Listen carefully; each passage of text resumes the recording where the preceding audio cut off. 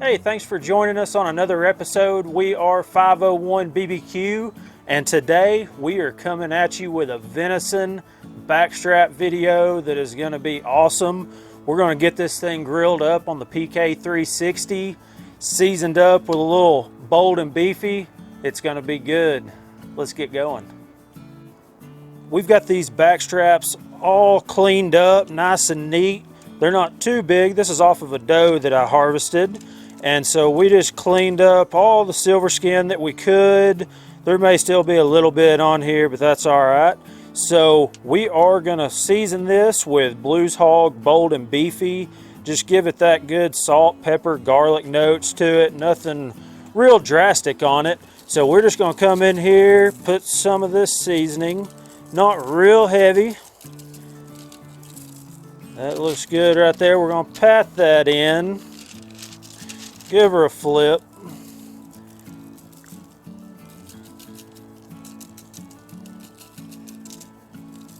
Looks good right there. This one is the end of the back strap. On the top side, you're going to get a bigger portion, and then towards the back, it kind of gets a little smaller. So that's what this piece is. So this will cook a little faster than the other one. Looks good right there. So all we've done so far is I got these trimmed up and we just took these out of the refrigerator. I don't like these to set out and come up to room temperature because we're only taking them to about 125 degrees. So if you leave them out, you're gonna get there in no time. So I like it fresh out of the refrigerator where that internal temperature is still really low and it gives us a little bit more cook time on it. So this PK360 is getting up to temperature, and we'll come right back at you whenever this thing is ready to go. We've got this PK360 fired up. It's running right at about 350 degrees. We are using Royal Oak briquettes today for this cook. All we did was take a Weber chimney, threw us a fire starter under it, let it come up.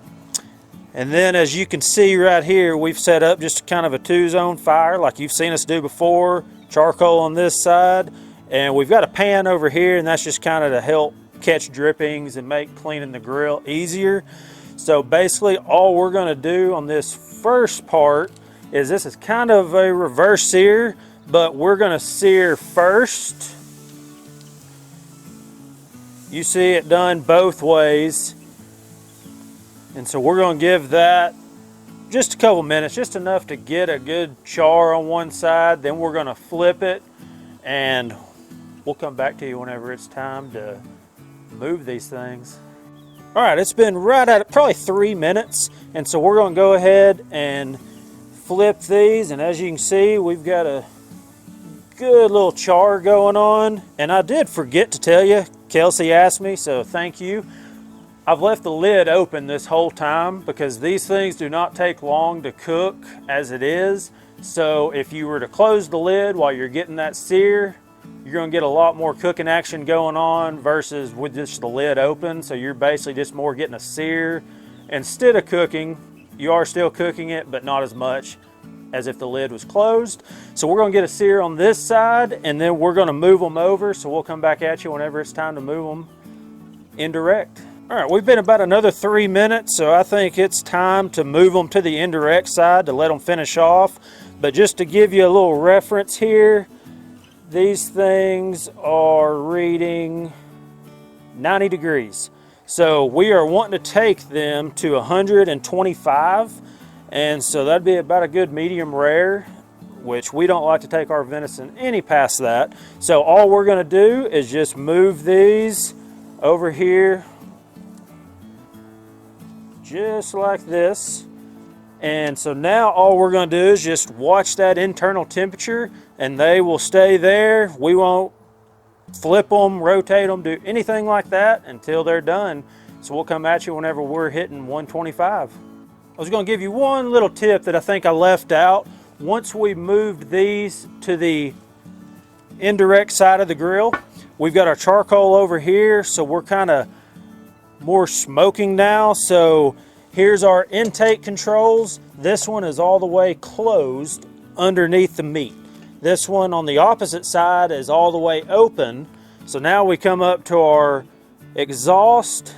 The one over the coal is closed. The one over the meat is open. So what's happening is air is coming up this side and then it's having to come this way to get out. So we're kind of getting some good heat. So I was going to let y'all know that is how we had that set up. Just check these things. They were about 105 degrees internal. So we should probably have about maybe 10 more minutes and then it'll be time to eat these things. It's been 10 minutes, so we're gonna go ahead and check these just to see what we got. Oh, can you see that? So we're still at 105, so they're taking their time. That one is at 112. Oh, sorry, there you go. And so I'm fine with that. They're cooking slow over here. I'd rather them cook slow than cooking fast. That way we can keep an eye on it and they won't overcook. So we'll come back to you whenever they're ready and we'll let you know how long it took. It's been about 10 more minutes since we came to you last, and I think these things are ready. So we are hitting 135 in the bottom, but I'll teach you a little trick to get right. Start in the top and push down slowly. So our bottom is a little more done than the top is, which that's okay. So we're about right where we want to be. So we're going to go ahead and pull these. Hit this in back here, 121. I like it. I'm going to go ahead and pull them both. Don't want to risk overcooking these things. Right here in the middle, if you'll look at that again, it kind of dips down. It's a little more thin right in the middle, so I know that's going to be higher than where we just temped, and it is. It's 134 right there. So we're going to call it. So all we're going to do here, we've got a little pan with some aluminum foil. We're just going to set these in here, and we're going to cover them. We're not going to cinch it down tight. We're just going to kind of tent the foil over it. We're going to let some air escape out of it where it don't keep cooking. But total cook time, we think, Kelsey, about 40 minutes? Ish. 40-ish. I told her we got to start keeping a timer out here to give exact times, but I think it's been right at about 40 minutes. So we're going to let these hang out about 10 minutes, and then we'll meet you at the cutting board and slice these things up. Y'all stick around. All right, it's finally my favorite time, and these things have been resting for about 10 minutes, so we just set them on the board, and as you can see, they look awesome to me. Got a little bit of char on them, got a nice color. And so this one's got my name on it right here for supper. So we're going to take this one here. We're just going to cut us some slices out of it and see how we did. We like them pretty thin, and you can tell it's tender. So we're going to be a little more done on the ends. And so as you get to the middle, we should see that medium rare coming through. Looking good, feeling nice and tender. I think I'm gonna stop right there. If you can see, we got some good color. Let me flip these back this way. Looks good to me.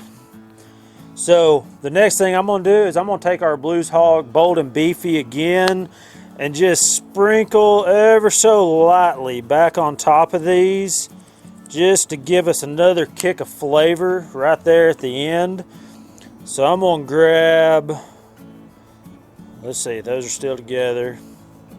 I'm gonna pull this off. Here we go.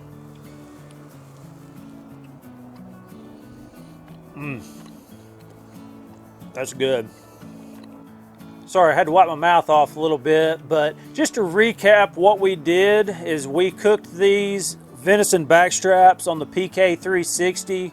We used Royal Oak charcoal, and we used some Blues Hog bold and beefy, and we started them off on our 2-zone fire. We put these back straps right over the coals just to get a little char on them, and then we moved them to the indirect side.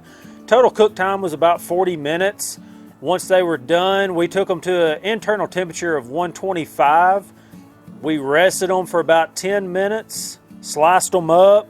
They are awesome. We put a little finishing dust of the bold and beefy on them just to give that little kick of flavor right at the end there. So if you like what we're doing here at 501 BBQ, subscribe to our channel, like the videos, share the videos, check us out on Facebook and Instagram, and we'll come at you with another video hopefully soon. This time change has kind of messed us up, but we're going to do them when we can. Y'all, thanks for watching.